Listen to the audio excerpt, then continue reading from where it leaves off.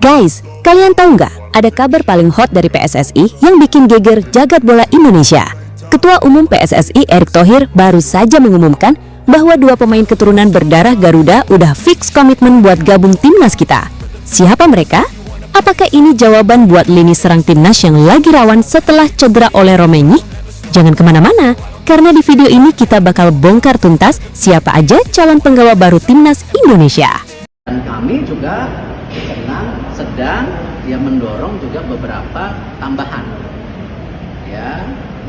Seperti apa saya belum bisa ngomong, tapi ada 2 tambahan yang kami sedang seriusin dan sepertinya tadi malam dua-duanya komit untuk bergabung. Saya sudah sedang proses nanti dari pemerintah ke DPR kita tunggu. Ya depan lah. Striker orang dua-duanya striker back, tengah, kanan, kiri udah banyak, masa nambah lah.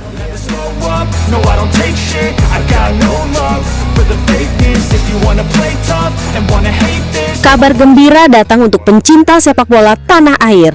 2 pemain keturunan resmi menyatakan kesediaannya membela timnas Indonesia. Ketua Umum PSSI Erick Thohir mengkonfirmasi bahwa kedua pemain tersebut telah berkomitmen untuk memperkuat skuad Garuda dan kini tengah menjalani proses naturalisasi. Ada 2 tambahan yang sedang kami seriusin, dan tadi malam dua-duanya komit untuk bergabung, ujar Erick dalam keterangannya di Jakarta International Stadium, Jumat 18 Juli 2025.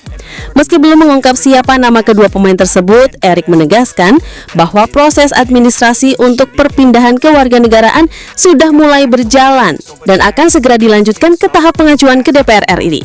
Sekarang saya sedang proses, nanti dari pemerintah ke DPR, jelasnya.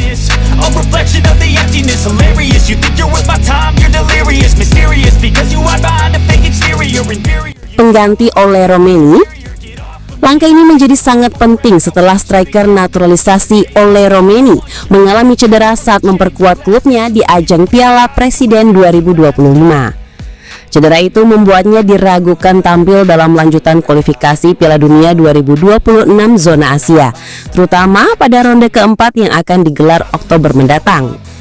Untuk mengantisipasi kekosongan di lini depan, PSSI memprioritaskan penambahan pemain di sektor penyerangan. Erick mengungkap bahwa stok pemain di posisi bek sudah cukup memadai, sehingga kebutuhan utama saat ini adalah striker. Kami juga sedang mendorong juga beberapa tambahan. Seperti apa saya belum bisa ngomong, tapi ada 2 tambahan yang kami sedang seriuskan. Dan sepertinya tadi malam dua-duanya komit untuk bergabung. Ya, pemain depan, bek tengah, kanan, kiri sudah banyak. Ya, jadi pemain depan lah, sambungnya.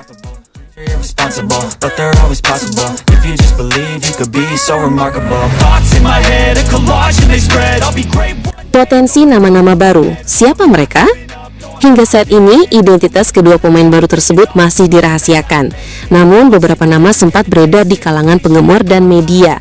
Di antaranya Miliano Jonathans, penyerang muda berbakat yang bermain di Belanda, dan Dean Zenenberg, striker yang juga memiliki darah Indonesia. Meski belum ada konfirmasi resmi, 2 nama tersebut pernah dikaitkan dengan timnas Indonesia pada tahun-tahun sebelumnya dan dianggap memiliki potensi besar untuk menjadi tumpuan lini depan Garuda. Selain itu, proses naturalisasi Mauro Zylstra juga tengah berlangsung. Striker 20 tahun keturunan Indonesia Belanda itu disebut akan segera diajukan ke DPR. Erick pun mengimbau agar publik tidak memberikan tekanan berlebih kepada pemain muda. Sedang proses naturalisasi dari pemerintah ke DPR, kita tunggu saja. Mauro Zylstra sekarang sudah ada, tentu ada prosesnya. Nah, dia umurnya 20 tahun. Tapi di sepak bola modern, Lamine Yamal saja masih muda bisa bagus. Tapi jangan kecepatan, biarkan dia main dulu di U23, siapa tahu bagus.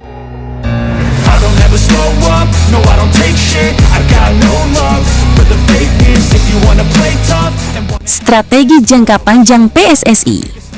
Langkah merekrut pemain keturunan bukan sekadar solusi jangka pendek.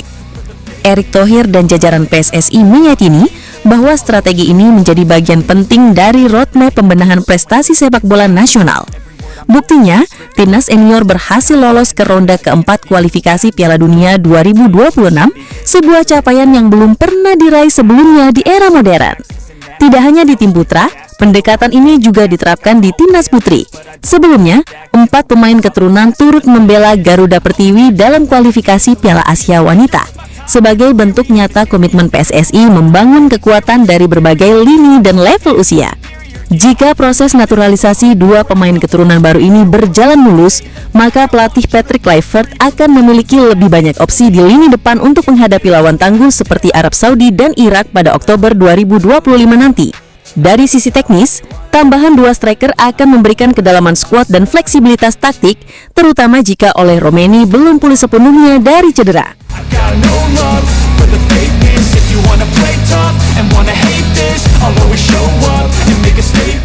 Gimana menurut kalian guys? Dengan masukin 2 striker baru ini, apakah Timnas Indonesia bakal makin ngeri di kualifikasi Piala Dunia 2026 nanti? Dan kira-kira siapa nih jagoan kalian di antara nama-nama yang beredar? Miliano Jonathans, Dean Zandbergen, atau bahkan Mauro Zylstra?